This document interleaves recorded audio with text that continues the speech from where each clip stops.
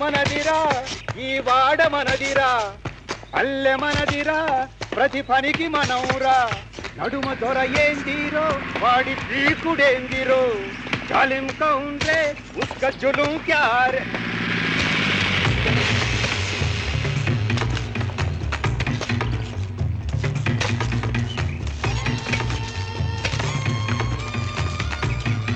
ఎవడు పాడింది? విప్లవ గీతాలు పాడొద్దని చెప్పానా? ఎందుకు పాడిండ్రు చెప్పుండ్రి. చెబితే పాడినోనికే శిక్ష, లేకుంటే అందరికీ పడుతుంది శిక్ష. మీ పేదాలలో ఉన్న ఐకమత్యం మా పెద్దాలలో ఉండదురా. ఇండియా అంటే ఇంకా వివరం తెలియదు. విప్లవ పాటలు గంత మధ్యకు ఉన్నాయిరా మీకు. ఏయ్ పోరగా, బలో బలో, దొరగాని పీకుడెందురు అని పాడిన వాడేవాడు. నువ్వైనా చెప్పాలి, నీ దెబ్బలు చూడలేక నీ బోబైనా చెప్పాలి. బలో బలో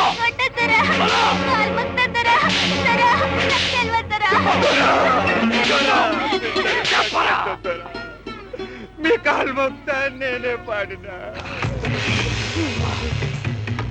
బిడ్డంటే పేణం, అన్నం పెట్టే దూరంటే దొబ్బు దొబ్బులరా మీకు. నువ్వు పాడిన పాట మళ్ళీ ఇంకెవ్వడూ పాడకూడదు, కంటే ఎవ్వనికి వినిపించకూడదు. నరసింహ, ఈ నాలుక కోసై కప్పుడు ఎరుకవుతుంది దొరగాని పీకుడే.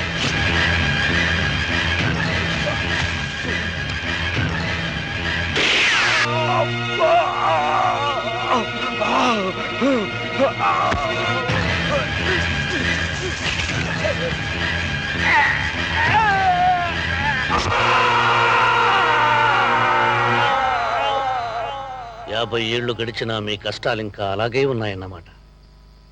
ఇలా దీనంగా బ్రతికే కంటే ఆ తండ్రి కొడుకుల్ని ఎదిరించడమే మంచిది కదా. వాళ్ళ తాన తుపాకులున్నాయి, పైసలున్నాయి, వాళ్ళ పక్క పోలీసు వాళ్ళు ఉన్నారు. ఇన్ని దినాలు సంధి ఒక అన్న మా గూడెంకొస్తే మా కట్టాలు తీర్తాయనుకున్నావు, నువ్వు వచ్చినావు. అన్నా, నాకు ఆ బందూక్ పేల్చడం నేర్పుతావా? మన మాటినమ్మా, నిన్ను పంపకపోతే నాగభూషణ పేటలు అందరి పేనాలు తెస్తాడే. ఏమిటా గొడవ? ఎక్కడికి వెళ్ళినట్టుంది? ఇందాక అయ్యా కొడుకుల సంగతి చెప్పినాం కదా. వీని 4 కోసులోని కొడుకు పేరు నాగభూషణం పటేల్. ఆ పోరిని రాత్రికి పంపమన్నాడు. రాత్రికి పంపమన్నాడా? ఆ నాగభూషణం గాడు షరతు పెట్టిండన్న, ఈ గూడెల్లో ఏ పోరి పెద్ద మనిషి అయినా ఆడపిల్లతో పాటు కుండ కళ్ళు, ఒక కోడి పిల్ల పంపాలన్నాడు. లేకుంటే గూడెం మొత్తం నగలబెడతానన్నాడు. ఏకశిలా నగరంలో పాండవులు ఉన్నప్పుడు బకాసురుడి కోసం బండి అన్నం నంజుకోవడానికి ఒక మనిషిని పంపాలన్నాడు అని చదువుకున్నాను. ఈనాడు తెలంగాణలో ఆ కాలం నాటి రాచరికపు రాత లక్షణాలు ఇంకా కనిపిస్తూనే ఉన్నాయన్నమాట.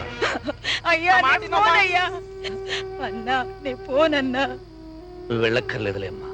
అన్నా, నీ కాలం మొక్కుతా, పంపకపోతే ఆ నాగభూషణం అగ్గి పెడుతున్నా. నేనర్పుతా. నా పోరీ రాకుంటే నా ఇజ్జత్ ఏం కావాలరా? రేపటి సంధ్య గుంటోళ్ళు గుడ్డోళ్ళు కూడా నా మాట ఎన్రో. చలో బందూకాలు తీసుకోమని మనోళ్ళనే. వాళ్ళ కళ్ళ ముందే గా బోర్ని పాడు చేస్తా, మళ్ళా పాత జమానా చేస్తా.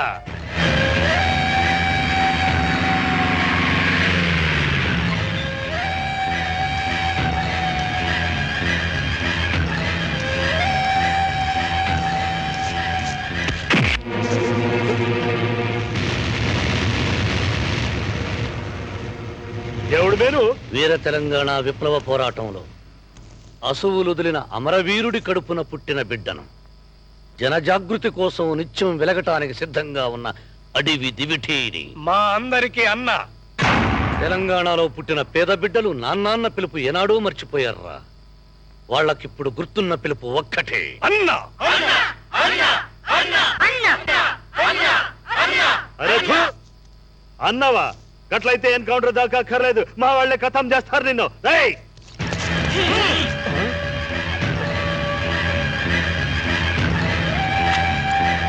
వీలు కుదిరితే ఆకాశాన్ని కూడా ఆక్రమించుకుందామనుకునే అవకాశవాదులరా మీ భూస్వాములు.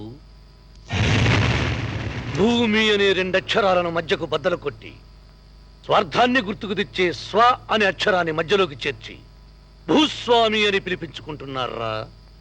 పశువులు గడ్డి తింటుంటే అయ్యో భగవంతుడా, గడ్డి తినే అవకాశం మాకెందుకు ఇవ్వలేదని ఏడ్చే రకంరా మీరు. ఏం చేశాడురా ఆ పేదవాడు? నిన్ను ఎదిరించాడా? నీ పెళ్ళాన్ని అడిగాడా? నీ పొలాన్ని అడిగాడా? నీ కంచాన్ని అడిగాడా? నీ మంచాన్ని అడిగాడా? సూర్యుడు పుట్టక ముందు నీ పొలంలోకి దిగి చంద్రుడు పుట్టిన తర్వాత నీ చేను వదిలి వెళ్లే శ్రామిక దేవుడికి చేతులెత్తి మొక్కాల్సింది పోయి కాళ్ల కింద తొక్కల్ని చూస్తావా? గూడెంలో పుట్టిన ఆడపిల్ల నీ పక్కలోకి రావాలా? గుడిసెలో పిల్ల గుడిసెడిదనుకున్నావా? నీ కూతుర్ని గుడెం పెద్ద గుడిసెలేకి పంపుతావా? రేయ్, ఆడపిల్ల అర్ధరాత్రి మన ఇంటికి వస్తే పడుకోవడానికి చాపా దిండు ఇవ్వమన్నారు గాని ఆ చాప మీద నిన్ను పడుకోమనలేదురా. ఆనాటి సీత మీద రావణుడు చెయ్యి వేస్తే తల 1000 ముక్కలైందో లేదో నాకు తెలియదు గాని ఈ అడవి సీత మీద నీ చెయ్యి వేస్తే తల ఒక ముక్క కాదు, ముక్కలు చెక్కలవుతుంది. రామ్మా సీత, చెబుదేం వద్దు, కావాలంటే నన్ను చంపి జాన్లేలేవు. పందాన్ చెప్తో దెబ్బతింటే పబ్లిక్ లో చులకరైపోతాను. జాన్లేలేవు. నేను కొట్టకుండా ఈ పిల్లతో కొట్టిస్తున్నది అందుకేరా, తిరుగుబాటు ఇక్కడ పుట్టిందని నీకు తెలియాలని. కుటుంబం వద్దు, నకో నకో.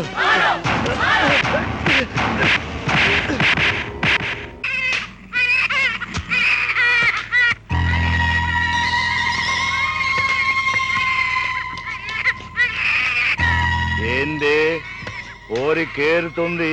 ఆకలైతుంది దొరా, పాలియ్యాలే. ఓరి గంత పెరిగింది, ఇంకా నీ తాన పాలున్నాయి. ఉన్నాయి దొరా, పోయి ఇస్తా.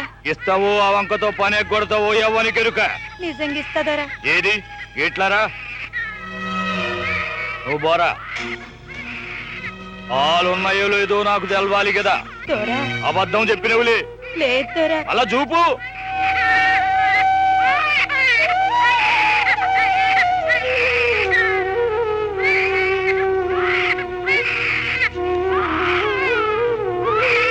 మంచిగానే ఉన్నాయిలే. ఓ, ఓ.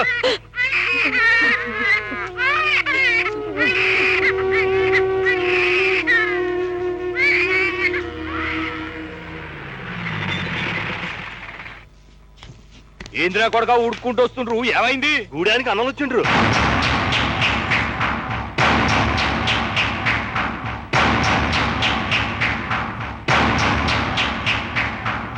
ఏందిరా పని ఆపిండ్రు, బానిస కొడుకున్నారా? పని చేయండి. అన్నలేందిరా? ఆడోడు శివాజీ అంటనైనా ఆళ్ళ తాన బందూకులు ఉన్నాయి, మన బందూకులు గుంజుకుండ్రు. నన్ను నన్ను నిన్ను ఓ పొరితో చెప్పుతో కొట్టించుండ్రు. నువ్వు చెత్త కుప్పలో పుట్టినవా? ఈ కుప్ప పటేల్కు పుట్టినవరా? ఇజ్జత్తు పోయినాక చంపనైనా చంపాలి, చావనైనా చావాలి. తాము బుస కొట్టినా ఊకోవచ్చు కానీ పేదోడు మీసం తెప్పితే వదిలిపెట్టకూడదురా. అని సంగతి నేను చూస్తా.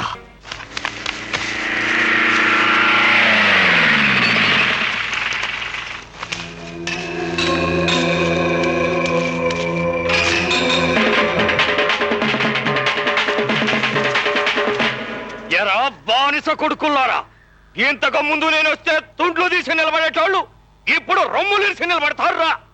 ఇప్పుడు గీతం పాడితే నాల్క కోస్తానని చెప్తే ఇప్పుడు నాయకుని పిలుస్తారా?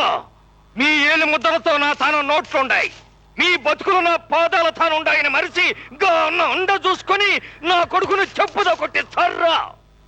ఆ అన్నకు అన్నం పెట్టినోని చెయ్యి నరుకుతా, నా కొడుకుని చెప్పుతో కొట్టిన దాన్ని చెయ్యి నరుకుతా. ఏయ్, దాన్ని గుంజు కాండి.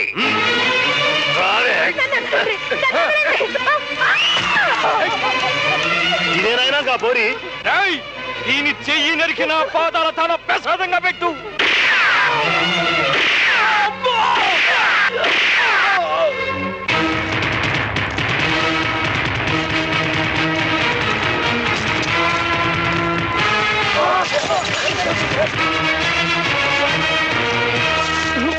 నడుమ దొర ఏందిరో, వాడి పీకుడేందిరో, వాడే విప్లవ గీతం. పొయ్యరా నాలుక. ఓ ముద్ద అన్నం పెట్టమ్మా.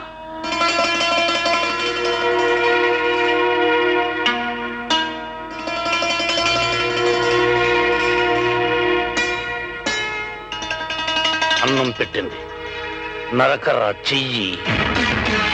మనిషి శరీరంలో నిప్పు, భూమి, ఆకాశం, గాలి, నీరు అనే పంచభూతాలున్నాయి. అవి ఈ ప్రకృతిలోనూ ఉన్నాయి. మనిషి బ్రతకడానికి గాలి పీల్చాలి, నీరు తాగాలి. ఆకాశంలో సూర్యరశ్మికి భూమిలో పంటలు పండాలి, ఆ పంటలు వంటగా మారి కడుపులోకి వెళ్ళటానికి నిప్పు కావాలి. ఇది ఒక పైసా ఖర్చు లేకుండా శరీరం బ్రతకడానికి ప్రకృతి ఇచ్చిన వరం. కొన్ని లక్షల సంవత్సరాలు గడిచిన ఈనాటికి గాలి, నీరు, నిప్పు, ఆకాశం ఫ్రీగానే దొరుకుతున్నాయి. కానీ భూమి మాత్రం ఫ్రీగా దొరకటం లేదు. ఎందుకో తెలుసా? జనాభా పెరుగుతోంది తప్ప భూమి మాత్రం పెరగటం లేదురా. అందుకే ఈ భూమి కోసం పోరాటం. అందుకే ఆనాడు దుర్యోధనుడు సూది మన మోపినంత భూమి కూడా ఇవ్వనని ఈ భూమిలో కలిసిపోయాడు. ఈ శరీరంలో ఉన్న భూమి వెళ్ళి ఈ భూమిలో కలిసిపోయే వరకు భూమి మీద మనిషికి ఆశ చావదు. ఆ 4 భూమి కూడా ఫ్రీగా దొరికే వరకు ఈ పేదవాడి పోరాటం ఆగదు.